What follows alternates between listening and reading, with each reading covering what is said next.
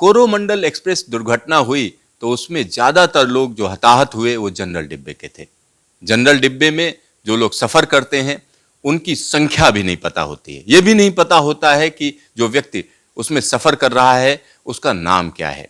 और यही परेशानी इस समय आ रही है, क्योंकि कई लोग ऐसे हैं जिनको पहचाना ही नहीं जा सकता है और रेलवे भी नहीं जानती है कि यह व्यक्ति कौन है।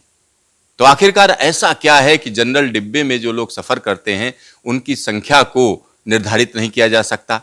अगर हम रेलवे की बात करें तो रेलवे के जो नियम हैं उसके हिसाब से जो जानवर चलते हैं, गधे, घोड़े, खच्चर, उनके लिए भी संख्या निर्धारित होती है, लेकिन जनरल डिब्बे की हालत बहुत खराब होती है। आखिरकार ऐसा क्यों है? इन सब पर बातचीत करने के लिए हमारे साथ सुधांशु मणि जी हैं। आइए उनसे बात करते हैं।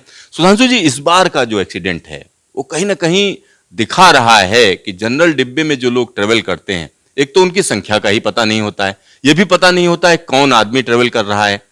तो क्या ऐसा नहीं हो सकता है कि उनके लिए सीट निर्धारित हो, उनका नाम रेलवे को पता हो? ऐसा नहीं हो सकता है क्या? देखिए, सीट निर्धारित होने वाली बात बाद में करते हैं, आइडेंटिटी वाली पहले करते हैं। तो जनरल टिकट यानी सेकंड क्लास का, ये जो लोएस्ट क्लास हमारा है, उसका टिकट पहले टिकटिंग मशीन होती थी मैकेनिकल, फिर अनरिजर्व टिकटिंग सिस्टम आया जो कि इलेक्ट्रॉनिक सिस्टम है। वो थोड़ा फास्ट हुआ टिकट डिस्बर्समेंट, उसमें विंडो से जो लोग टिकट लेते हैं वो, जहाँ तक मुझे याद है, 15 से 20 सेकंड में एक टिकट उसमें इशू हो जाता था प्रिंट करके प्रिंटर से। हम लोग ये भी देखते थे कि भाई ये जितना जल्दी हो उतना क्यूइंग कम होगी। अब जमाना बदल गया है।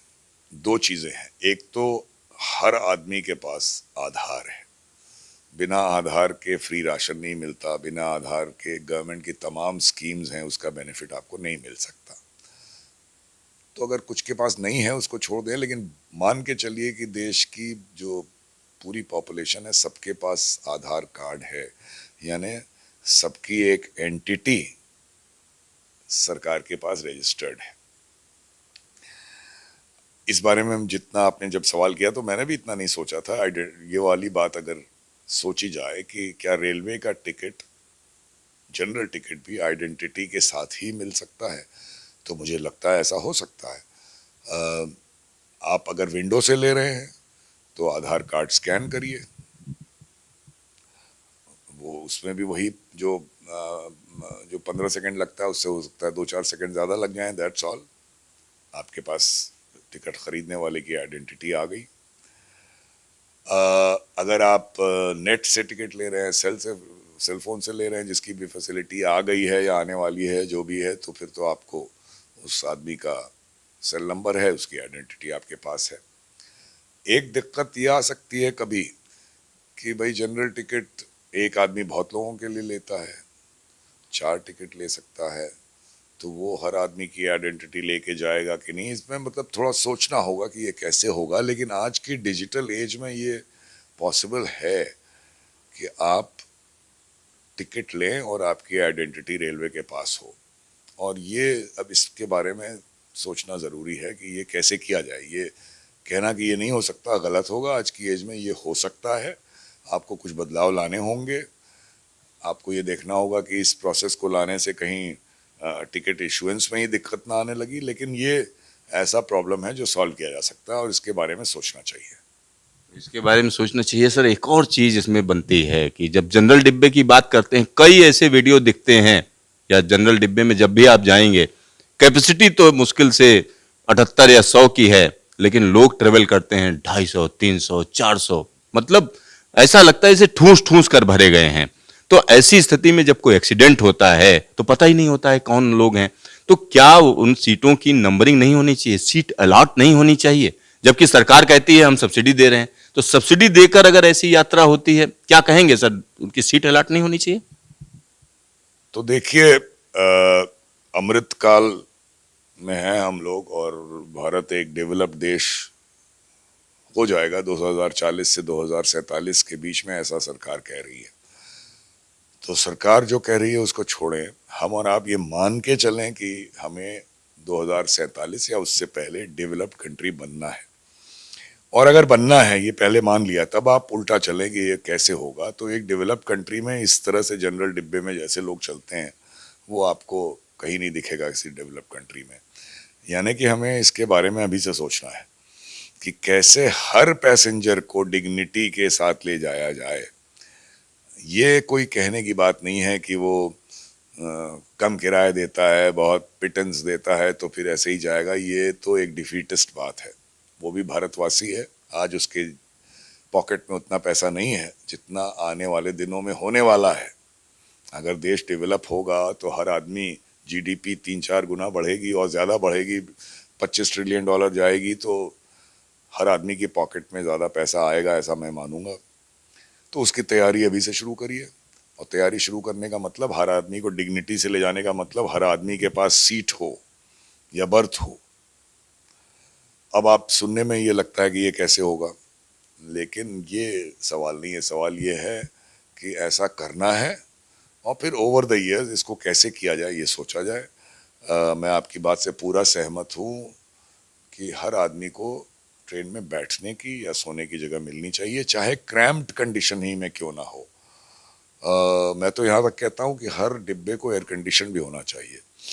एक आध डिब्बा छोड़ के कुछ लोग को एयर कंडीशन पसंद नहीं होता। तो इस तरफ और बहुत फोकस चाहिए।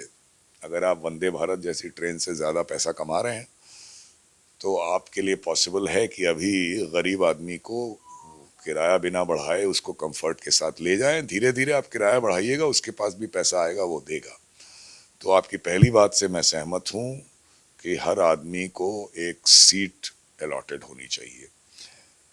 अब वो रिजर्वेशन सिस्टम के थ्रू हो या कोई और तरीका हो, यानी कि जितने आपने जनरल टिकट बेचे उतनी सीट आपने अगर अवेलेबल कर दी है तो हो सकता है सीट अलॉटमेंट की ज़रूरत ना पड़े। एक मोटी सी बात कह रहा हूँ मैं, लेकिन पहले आइडेंटिटी की बात हम लोग कर चुके। अब बात हो रही है कंफर्ट से ले जाने की। मैं अच्छी तरह से ये मानता हूँ कि अगर देश को प्रगतिशील के बाद एक विकसित देश बनना है तो ये ज़रूरी है कि हर आदमी को एक जगह दी जाए बैठने की। सर, एक और इसके खिलाफ एक तर्क दिया जाता है जब रेलवे अधिकारियों से बात करें तो कहते हैं कि अगर जितने लोग सफ़र करते हैं उतने तो डिब्बे ही नहीं है, अगर मान लिया हम सबको सीट अलॉट करें। दूसरी चीज़ कहते हैं कि जो टिकट दिया जाता है वो उसी डायरेक्शन के लिए होता है, किसी पर्टिकुलर ट्रेन के लिए नहीं होता है। तो ये दोनों जो समस्याएं हैं इनको किस तरीके से टैकल किया जा सकता है? जी, अभी तो ये जो आप कह रहे हैं ठीक है, ऐसा वो गलत नहीं कहते जो आपसे जो रेलवे ऑफिसर्स कह रहे हैं।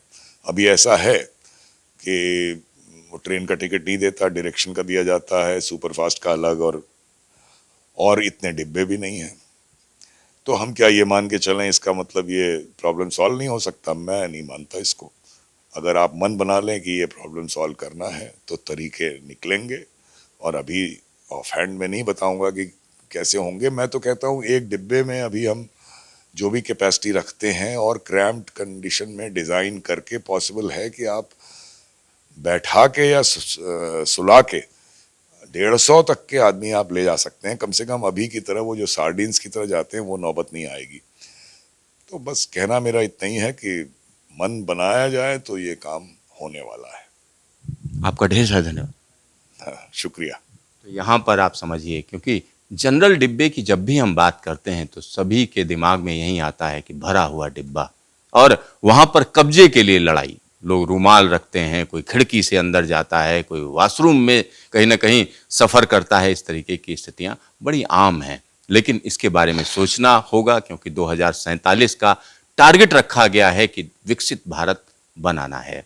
कैमरामैन हीरा मंडल के साथ सिद्धार्थ, न्यूज स्टेशन, दिल्ली।